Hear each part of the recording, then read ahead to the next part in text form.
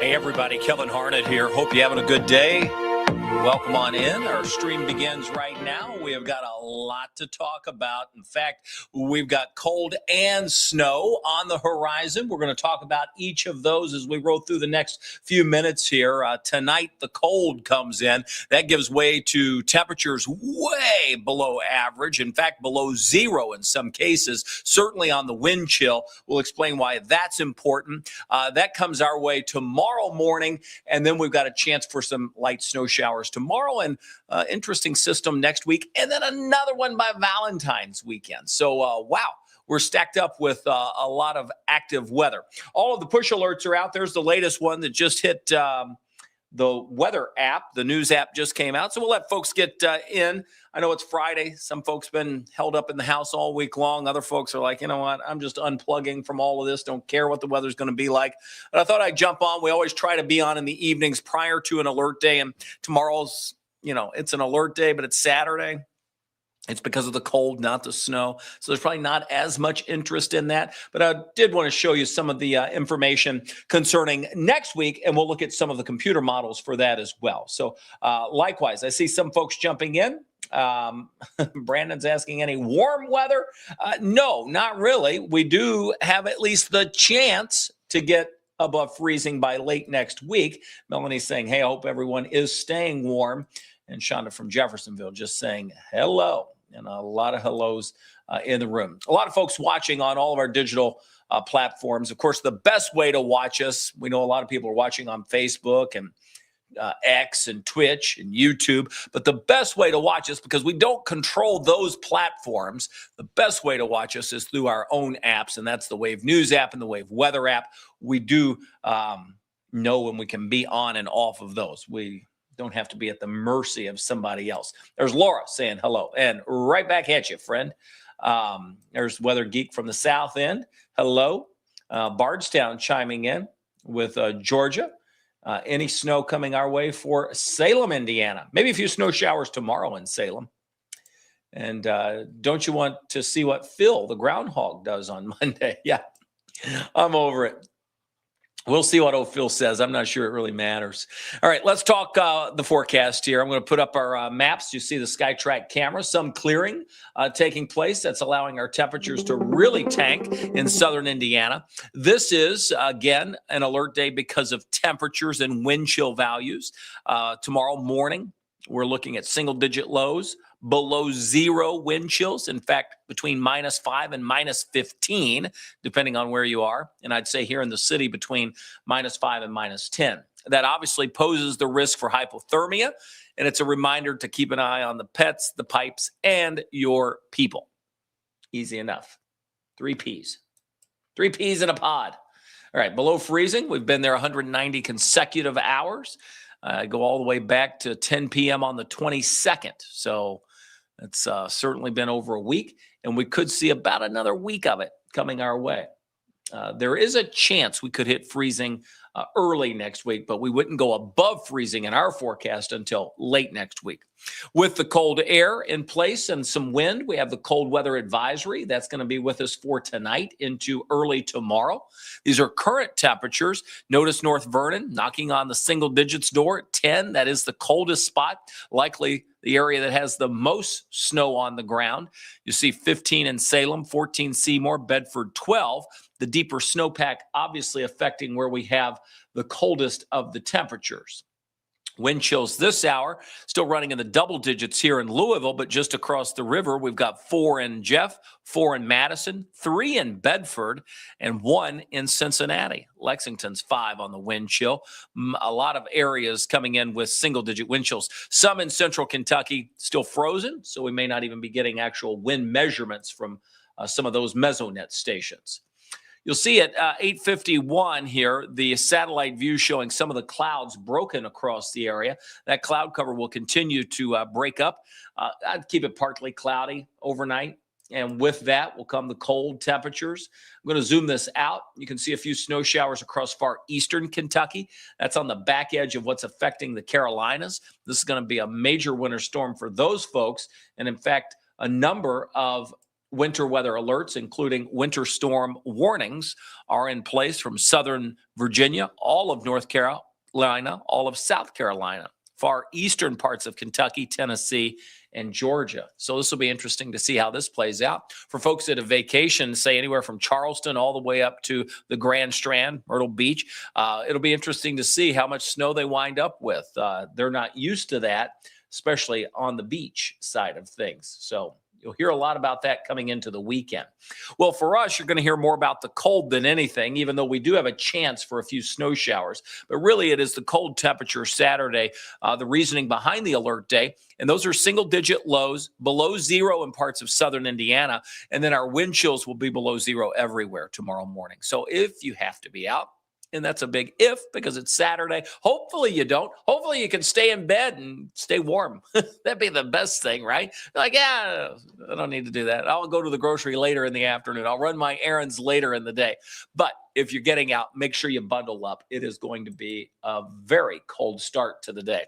And then in the afternoon, with a little bit of heating of the day, when I say a little bit, I mean we're staying in the teens tomorrow, so it's not like we're heating things up.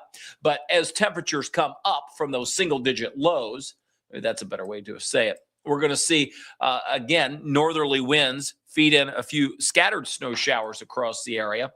And that'll be with us into the afternoon. That could put down a coating to a dusting of snow, could cause a few slick spots, but because it's happening during the day, I suspect there will be fewer problems than what we had this morning. And that slicked things up this morning for a bit of time. So if you were on our stream last night, you heard us talking about, hey, it's not going to be a big snowmaker, but it could have impact for who sees it. Places like Bardstown, E-Town, areas along the parkways had some slick roads this morning because we had another light coating to the ground. Tomorrow, much the same. Could add a light coating, be during the daylight. That tends to help out even with the very cold temperatures. So our snow chances for Saturday, only a 30 to 40% chance, and that would be midday into the afternoon, fading it out during the evening hours to just a few flurries.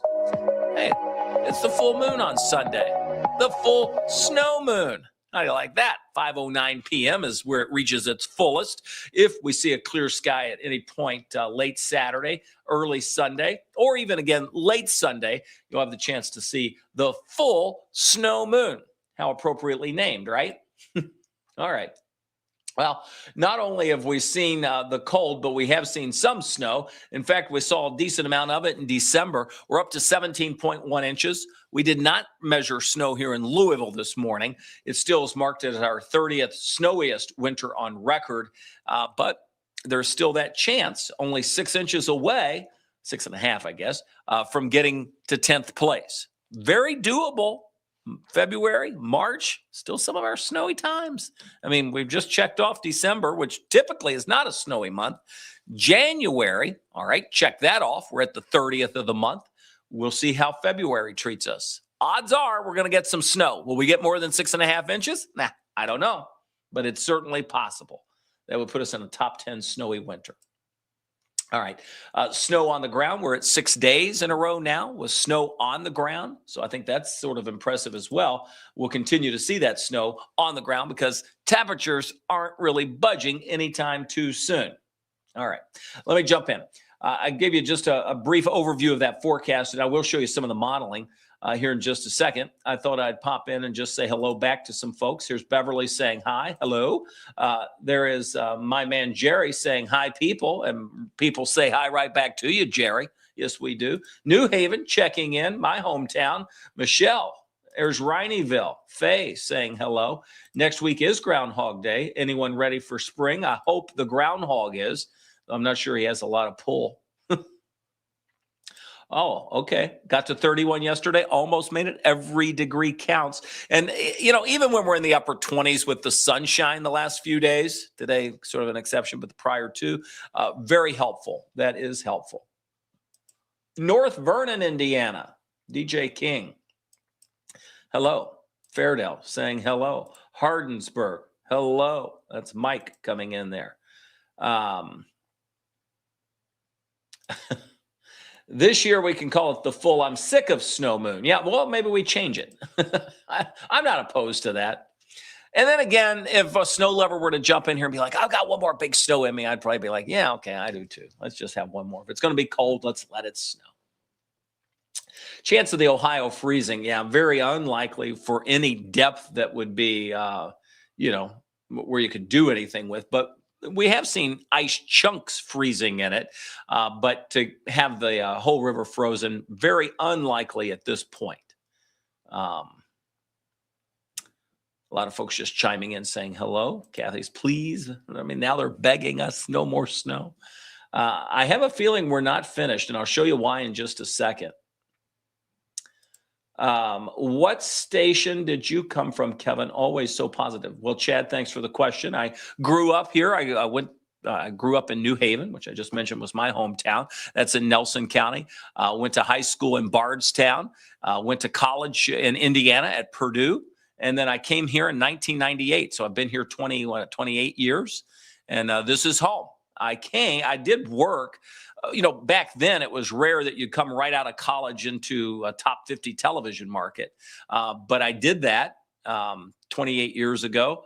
And I feel so blessed because I remember talking to some of the consultants. And I was like, how long do you think it'd take me to get back to like Louisville? That's where I'm from. This is where I want to be, like in the Louisville market. And it's like, give yourself at least, 15 to 20 years. Like, oh my gosh, I'm going to have to go work far away from home for that long. Well, as luck would have it for me, I didn't have to do that. I did work while I was in college. In fact, while I was in college, I did an internship at Channel 32 in Louisville, and that's where I met Brian Good. He was doing an internship there too. So we've known each other a long, long time.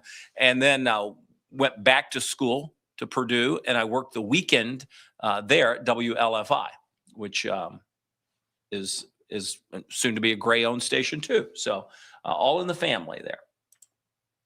Sorry for the lengthy answer. Taylorsville checking in. Hello. Paoli. Hello. A lot of folks in. There's Campbellsburg. New Hope. Been there many times. And then we just jump right into what's spring look like. Is it going to be cold all spring? Yeah, it's a little too early to tell on that. But I suspect that if this pattern holds with any grip at all, it's going to be an active spring, similar to what we saw last year, right? We dove right into it. Charlestown, Indiana, always like to see you on both sides of the river watching. Snow is a bad word. Let's call it precip in the form of ice crystals and all that have all bonded together. Yeah, snow. People are tired of it, except for Rosie. Rosie's like, bots, bring on the snow. All right, if you want it. She's not alone. There's I'm ready for more snow chiming in. Okay. See, we're not all snow haters in here. And then Brandenburg, we want our students back in school with safe roads. Yeah, it's made it hard. I was keeping up with a lot of the road conditions. And I tell you, because of the ice that we got, that really compounds things. It's one thing to be able to grade away snow only. But once the ice has been driven on, and now you got a layer of ice, it's like you're at the mercy of Mother Nature to sort of help come in and melt that. It doesn't matter what you put on it when these temperatures are so cold. Without any sunshine and slightly warmer temperatures, it just takes a long, long time. And so many of the back roads haven't even really been treated fully yet. So that creates a problem of its own. There's Tim McBride. I agree. I'm a towboat captain, and I don't want to have to deal with any of that. Talking about, I think, the ice on the Ohio. Yeah, it certainly makes that day a little more rough. There's Shonda saying, my grandson's thinking about going to Purdue. Good school. I'm not saying anything about the other school in Indiana. I mean, how about that? They just did the state well in the tournament time. So what a great sporting event that was for all the Indiana fans and even the Purdue fans. I think we were behind them too. Well, I don't think I know I was. Can't speak for all the fans. That's like you get into these sports battles and I'm not a big sports guy, but I can cheer on, I can cheer on the opposing teams as long as we're not playing each other, right? All right, Bonneville's checking in. There's Boston. Rosie says they got 13 inches in Campbellsburg. It's in Indiana. And Patricia's like, let's just bring on the Easter Bunny. Maybe not bad. If it would melt quickly, I wouldn't mind. Yeah, that's sort of like last year. Remember, we got that snow in early January and it stuck around for like a month and a half. I think on that one, the kids were out of school like 2 weeks, if I'm not mistaken. It was a long, long time that the kids were out of school. All right. Do you want to look at some models? Do you want me to show you some of the things that we're looking forward to? Like some of and again, this is not a forecast. And some of the other Mets would be like, I can't believe they're showing this. They're just trying to blah, blah, blah. Here's the deal. It's 9:00 on a Friday. What else we got to do? We sit around and look at it. We might as well share it. That's what I say. It's not going to be our forecast, but it is saying, hey, here's something that's interesting in this particular model, this many days away. Surely we're all smart enough to know that that's not a forecast. That's not gospel. It's probably going to change between now and then, right? All right. I see a lot of folks saying, yes, let's take a look. Yeah, why not? That's my feeling. Why not? Derek is like, the chances we get 6 more inches of snow, I think it's pretty likely before the winter's up. All right, let me show you. I'm going to pop up the models. Oh, hang on, I just got disconnected. Let me reconnect. It does not like that computer, but I'll get it back. Fear not, we come back. All right. Now I'll have to explain to you what we're looking at here. And we'll first look at the precip types, and then we'll come back around and look at snow totals just for fun. All right. So let me pop up the map. Hang on. I might put this beside me here. Maybe I do that. So give me just 1 second.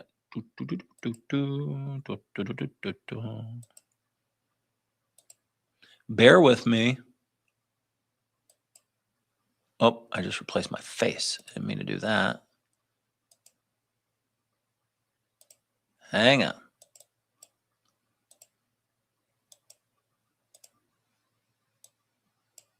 There we go. All right, so this is from the College of DuPage. These are just the raw model output. This is the 18Z GFS. This is the long-range American model that we look at, and I have it on precipitation type. Let me scroll it down so I can scrub through it. This time that we're looking at, I might have to go back and forth, is Friday afternoon. This is this afternoon. All right, so we're going to step you through it. And let me I'm going to shrink it down just a little bit so I can keep the time, hopefully. I don't want to get it too small where you can't see it, but it's helpful to have the time and the scrub bar in there so we can check. There we go. That's pretty good. All right, so let's scrub through this. So this is this afternoon. And again, one model. we really want to look at these long-range models for just that long-range pictures. We have much better modeling to look at for the high-resolution data of the current time. So this doesn't do us a lot of good in the near term. But once we get past Saturday, now we're into Sunday afternoon. Let's get into next week. And this is where we really want this model to kick in, because we don't have high-resolution data once we get past midday Tuesday. So here we are. We start to see Tuesday morning, little system gathering a little bit of moisture. It's starting to come at us. This is now Tuesday afternoon. This model by 7 p.m. Tuesday evening is showing some snow with a little warm nose. You see the mix with rain to our south. Again, just one model's viewpoint of it. It's in and it's out. And then it's out of here. So by late Wednesday, early Thursday, we're calm again, but hang in there. Snow lovers, hang in there. We're about to feed the snow geese again, thanks to the GFS. But will it be true? Who knows? Too early to tell, but one model. I'll show you the European model too here in a second. Just remember, we're looking at the 18Z data. Another snow chance. This comes in Friday afternoon, next Friday. That's February the 6th. Boom, boom, boom. A few snow showers passing in. Okay, not bad. Wasn't a whole lot. Now we get into the 9th. Here comes the 10th, 11th. Something coming up from the south. Those are always trouble. Why? They contain a lot of moisture. Why else are they trouble? They contain warm air, and it's not always rain. So what's this going to do? This comes in, boom, boom, boom. This is one to watch, February 12th, 13th. Holy smokes. That's an ice storm. That would be bad. Will it change between now and then? Yes. I mean, I can't say it's going to completely go away, but listen, this is all for fun, what we're doing here. But obviously, I can bet if you ask any meteorologist, what's the time period you're watching? They're going to mention this, because obviously this model shows it. And you can see it moves out. So really two areas in the GFS world that we would want to watch. One's going to be around February 12th. Yes. So I'd say February 12th through the 13th. That shows something. Knowing that far out. I mean, that's 2 weeks away. That's going to change, but we'll watch it, right? The other area to watch would be the one we mentioned for just some light snow by late next week, okay? Mid to late next week. This would really be Wednesday, Thursday, Friday, unsettled weather across the area, all right? So that's the GFS. Let's take a look at the European model.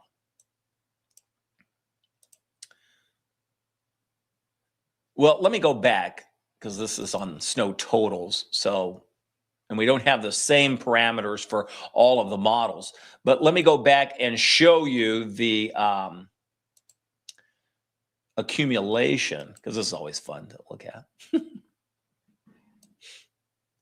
All right, this is the accumulation. I'm going to dial it all the way back. So this is today. Obviously, we didn't have much snow here. You see some to our south. Then boom, boom, boom. We're adding to it. This comes in. Let me get our time back up there so we can see it.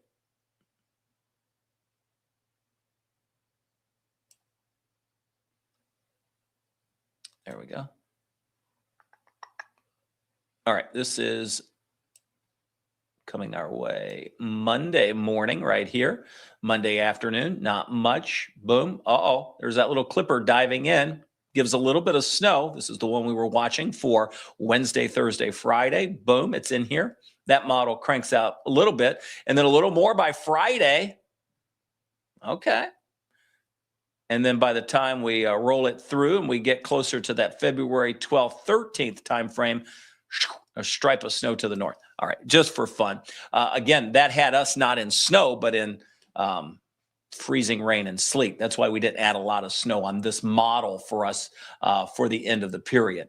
All right, the European model, let's see, and I'll put this on the total snow accumulation, Kuchura, and let's just talk about that. We'll rewind it back.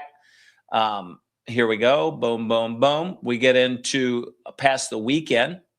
This is coming into now the Tuesday time frame. Still have a clipper. Boom. It falls in here Wednesday, Thursday. So Tuesday, Wednesday, Thursday of the coming week. Both long-range models, the European and the GFS, put anywhere between 2 to 4 inches of snow in here.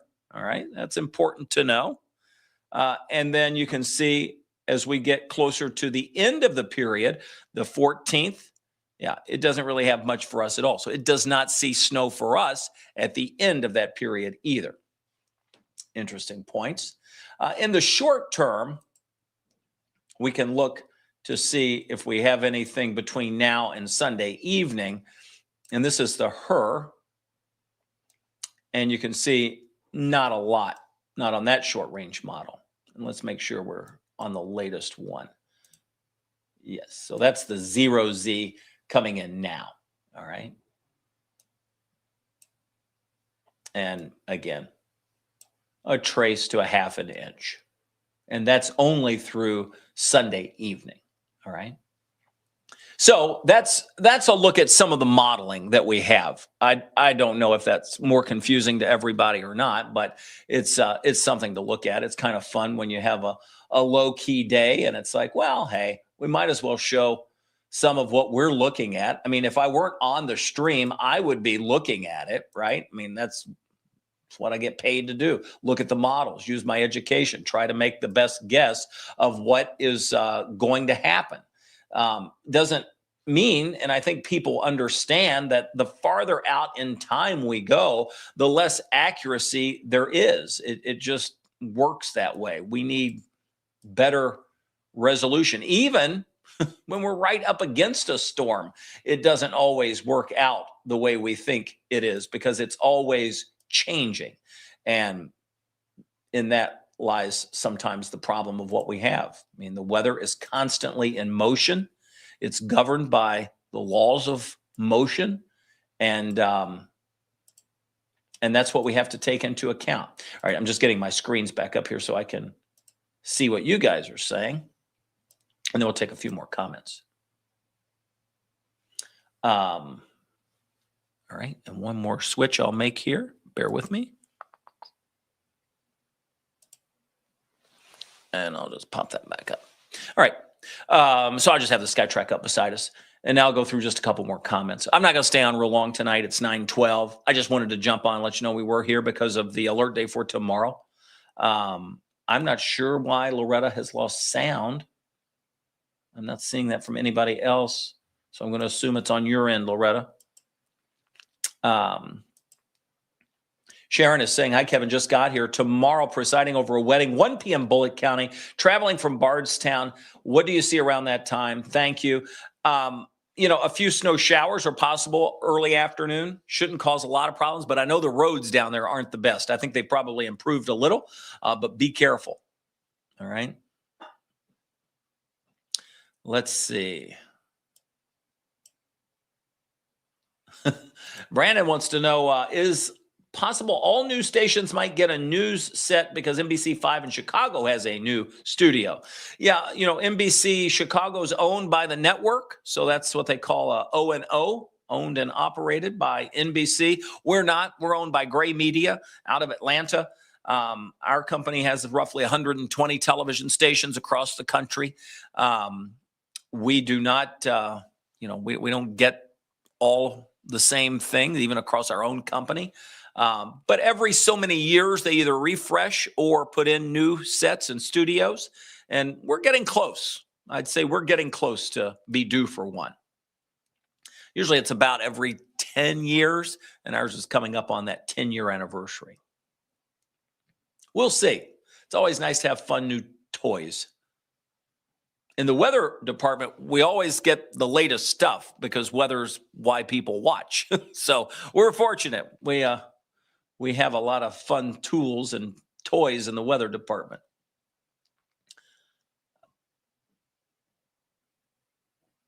Let's see. I'm looking at your comments here. Is this a repeat of last week with just less moisture? Well, a little bit different in what I was showing you on the models. Last week we were looking at 2 pieces of energy diving in from the west. This next one, when we get systems that dive straight in from the north, and northwest with little influence from the south, we always lack moisture, but we get higher ratios because of the very cold air that's typically in place.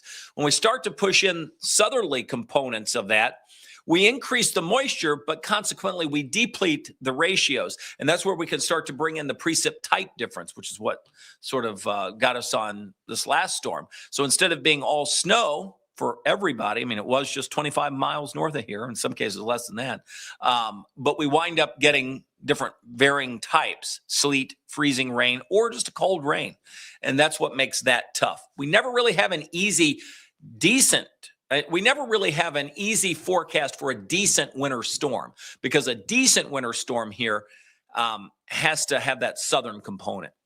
Otherwise, they'd be all minor or light snows that moved in from the north. Those are fairly easy. The ones that come in from the north, we can calculate pretty good, as long as we know when we're going to saturate. Sometimes we get hosed by knowing when saturation will occur, and it's like, oh my gosh, it's snowing, the radar's showing it, but it's not reaching the ground. Well, that just means we haven't saturated the column of air. Takes a little bit of time sometimes to do that, and it has to happen before you run out of moisture. Otherwise, it snowed, but we never saw it. And people, they don't take too kindly to that. They're like, oh, sure. All right. Here's Tina saying, now, Kevin, you're my favorite weather guy, but I'm really not liking all of this snow talk again, and you're going to have to work on that. I know. Trust me, it's wearing, I'm starting to get hoarse over it.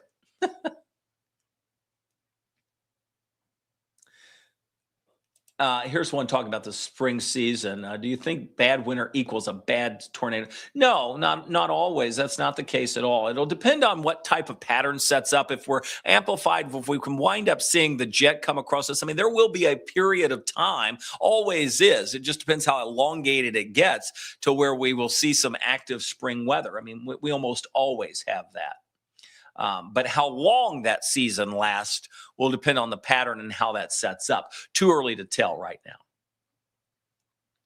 This was answering back to the question talking about, can you hear us? And yes, on YouTube, we're good. That's good. Thank you. Watching from Bardstown, says Sandy. A lot of snow in February. Yeah, February tends to be one of our snowiest months, and we've had some very large snows in March. Those are typically the ones that have that southern influence, so we get plenty of moisture. And if we can nail that temperature just where it's cold enough, pretty much like what we just did in Indiana, boom, a big heavy snow is certainly possible. And we've had that a number of times in the month of March too. So we can't rule out March snows. Those can be some of our biggest. And they typically don't last that long, which makes the March snows so nice. How reliable do these models tend to be when looking at something 2 weeks ahead? Yeah, good question. And I hope I was stressing that as we went along, because that was more for fun than anything. The model data, and it's tough to put sort of reliable into terms where they're somewhat, let me just talk about what they're better at. They're better at picking out temperature trends in a lengthy amount of time. When you're trying to pin down big systems, sometimes they can give you that first hint at what's to come. That's helpful. But as far as pinpointing specifics, no way. Sometimes in the model data, you'll see it come and go. Each model has its own biases of what happens.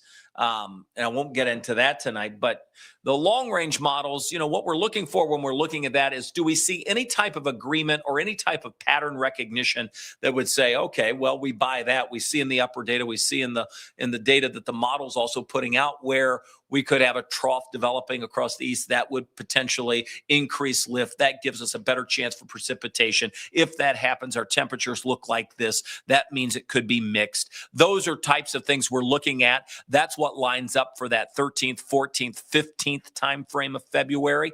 Again, pretty far out, but something to note to say we better keep our eyes on this. If you looked at our 10-day, you'll even see for mid next week, which is the third, fourth, fifth.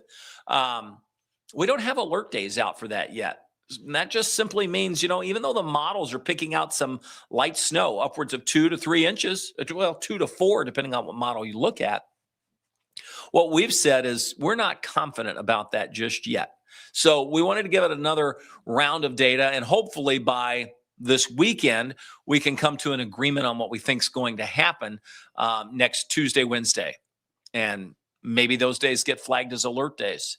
And that would be an indication that, okay, we see enough data that we think we need to pay attention to this. I hope that helps.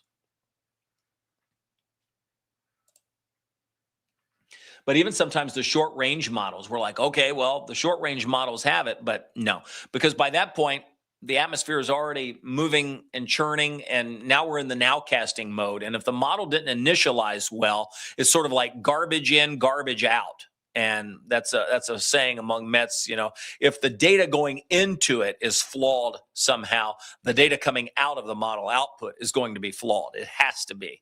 So it becomes problematic. And then Frosty says, everyone's trying to predict what will happen. Weather will not always be predictable. Well, we give it our best shot. Most days we do pretty good. Some instances we don't. Sometimes we hit the big ones. Sometimes we don't. Those are the most memorable for people. So it's a lesson in psychology too, really. But day to day, we do pretty good. So I would argue that it is predictable. We're just not always right. And the reason is because it's always in motion. It never stops. If we could just push the big pause button and say, all right, now let's sit back, make our calculation. Here's what's going to happen. We'd be right. But unfortunately, to be able to do that, we can't push pause. The atmosphere never stops. When is it going to snow again? Snow showers as early as tomorrow. Probably not much in the way of accumulation. I sent pictures to you, photos showing a pile of snow, sleet, snow, chunks, glowing blue. Pretty, yet weird. I'll have to take a look. We always appreciate the photos that everybody sends through the weather app. Scroll all the way down to the bottom, submit photos, easy. And if you have the weather app, you'll notice we pushed the live stream to the very top. You can just boop, type or push watch now and see it whenever we're on. Yeah, Shelly says, my dad always says that in weather, anything more than 48 hours out, just an educated guess. Yeah, that's accurate. All an educated guess.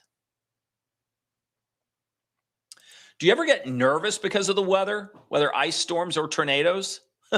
Yeah, I don't know if I get nervous about it. I think some causes a little more anxiety than others. I think if there's more unknown. I got to be honest, in this last one, I was probably overconfident. I really felt that the warmer air was going to hold just south of us. And I know we're talking only miles. And that's sort of crazy to even think that we could be confident in that in any way. But the fact is, I really felt that warmer air was going to stay just south of Louisville. But in fact, it came just barely north of Louisville into extreme southern Indiana. And then the heaviest snow, consequently, was about 2 counties north of the river.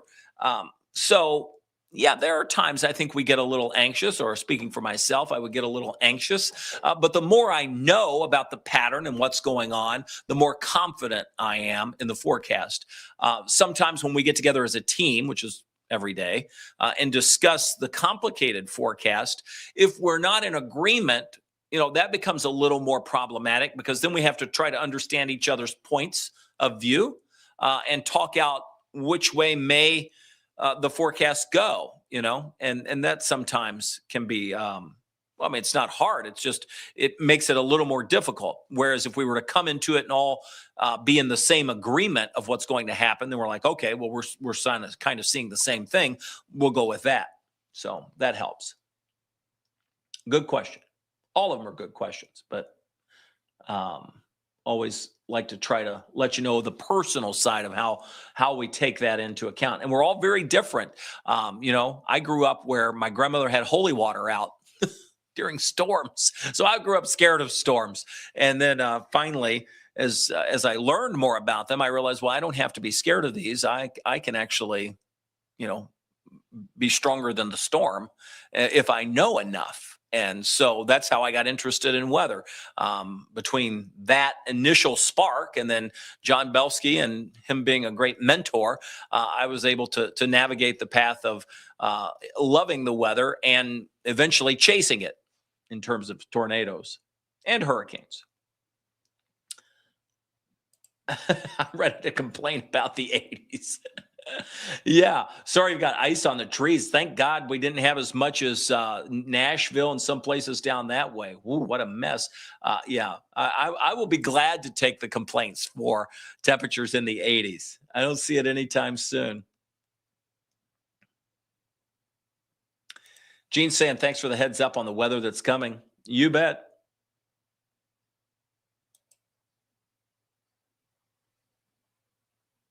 Just dialing through some of the comments here. Here's one about the enterprise in general. Are you ever worried about the advancements of AI, but you're also on jobs and will be at risk to be replaced with artificial intelligence? Yeah, I mean, I'm old enough that I don't think I'm going to have to worry about it. But I think it's helpful. I mean, the power of processing does so much more than what we can do as humans that for the science world, it's very helpful. Now, is it concerning that it could take part of our job? Well, I suppose it could, but I think that there's always going to have to be some interaction, human interaction. Will it be as many as we have now across the world? Probably not, but there will always have to be someone to analyze and look to see that the modeling is right. Because like I said, garbage in is garbage out. And that's the same truth with AI and that sort of world of artificial intelligence and modeling. It has been very helpful for severe weather events, for winter events. I mean, we find it helpful, but yeah, it's. I think we just have to learn to adapt and see how our place may change with the information we have. And I think it's like that with any career. Use it to your advantage. We want to use it. I mean, it could make us better.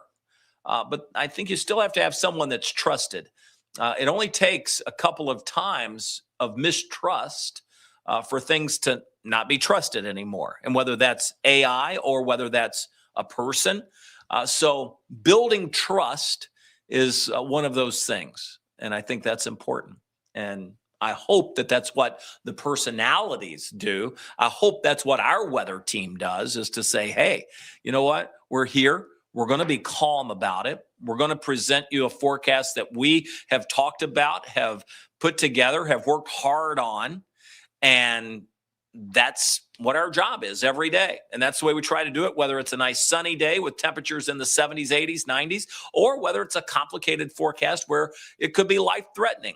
And we provide more updates and we're just in front of you with more frequency and consistency so that you get the information, but without worry. And that's our goal. Because that just throws everything else into a tailspin. I mean, if we were to jump on and get everybody worked up every time, that's not a pleasant place to be. I know what it's like to be scared of weather, right? I just told you that. It's much better if I can come across calm but firm, or calm and informative, and say, listen, you're going to have a plan. Here's what's happening. You decide what you need to do next, but I'm going to tell you what the weather is going to be like, at least in our eyes at this point. Everybody's chiming in. Mary Lou, hey, Mary Lou, sick of the snow. Yeah, I can't decide. I'm like, if it's going to be cold, which it is, and it's cold in Cox's Creek, according to Francis, I'm like, if it's going to be cold, just let it snow, right? I mean, it's not even February. It's just the 30th. I'll go with one more, all right? One more decent snow, and then I'll be good. I think that's where I'm at. I'm pretty sure that's where I'm at. Tuesday, Wednesday, percent chance overrunning versus snow. And Chris is asking on the modeling, will we see the temperatures be enough where we could see the mix occur?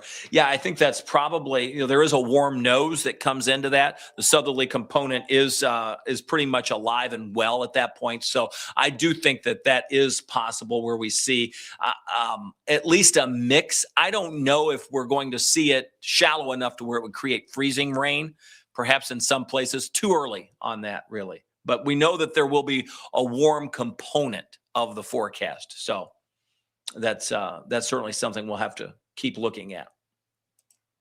How about snow in Florida? I know. Did you see that? Like down to Tampa, they were forecasting some snowflakes. Sheesh. That's cold and windy too. Lots of wind down there with that.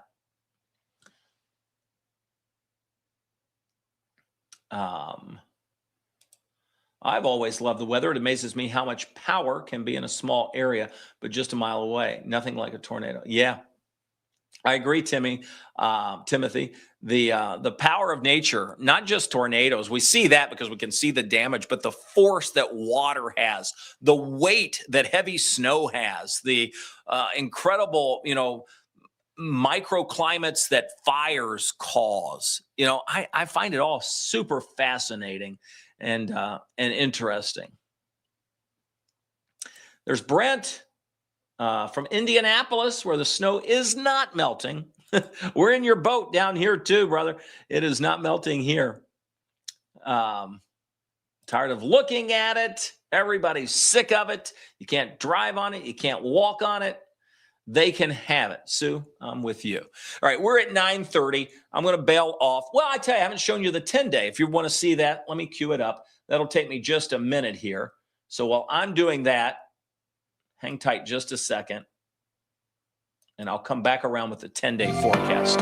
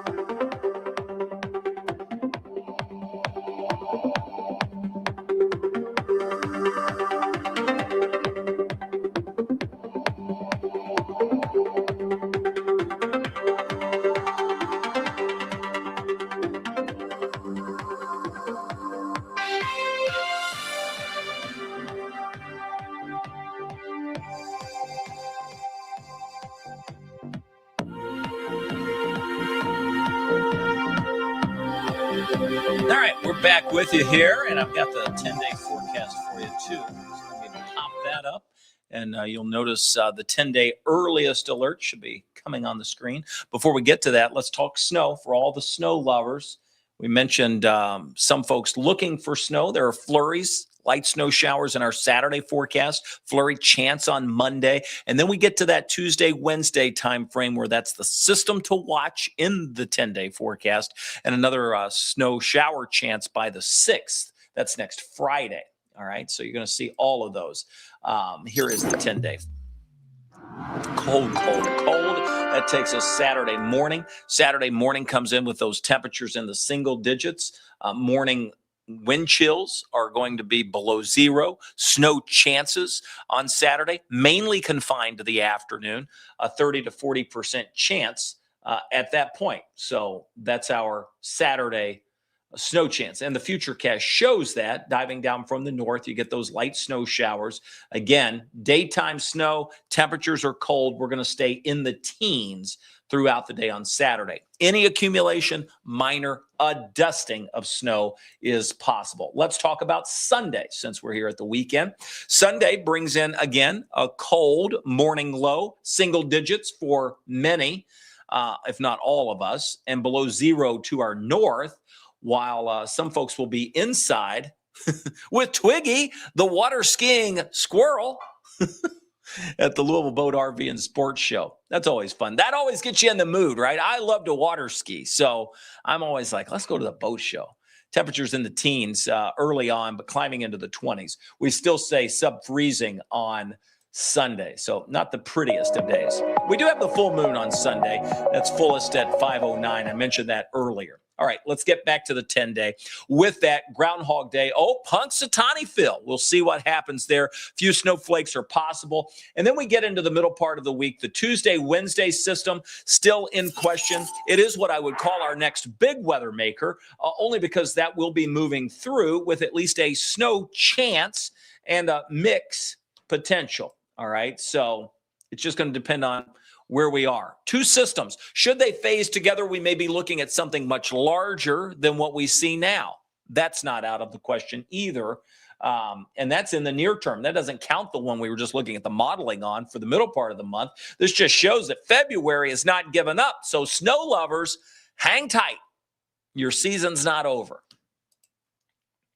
And that takes us into late next week, where temperatures cool back down. So the sort of the ebb and flow of the temperature up and down will continue. And then we get to next Friday, where we have another chance for some of that light snow. Those would be mainly snow showers. Looking forward to a Friday. And then Saturday into Sunday, that would be Super Bowl Sunday at that point. NBC, of course. And by the way, the opening ceremonies for the Olympics are Friday before the Super Bowl. We got lots going on here at Wave and NBC. And for the times that our newscast is interrupted by the Olympics, so that's the 3 p.m. and the 4 p.m., we'll be streaming. So you'll find us right here. You can watch our newscast streaming on those days. Now, maybe you're lucky in going to Santa Clara for the Super Bowl 66. That doesn't sound so bad, especially when you compare it to our 29. All right. I promised you the 10-day. There it is. I'm going to go look at the models that are coming in. We'll take a closer look at Saturday's snow showers, refine the temperatures, and then by 11 o'clock, we'll have more data that goes out to mid next week. So we'll update that part of the forecast too.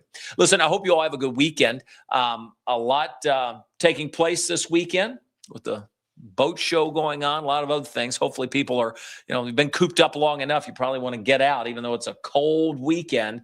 And that just means most people probably won't.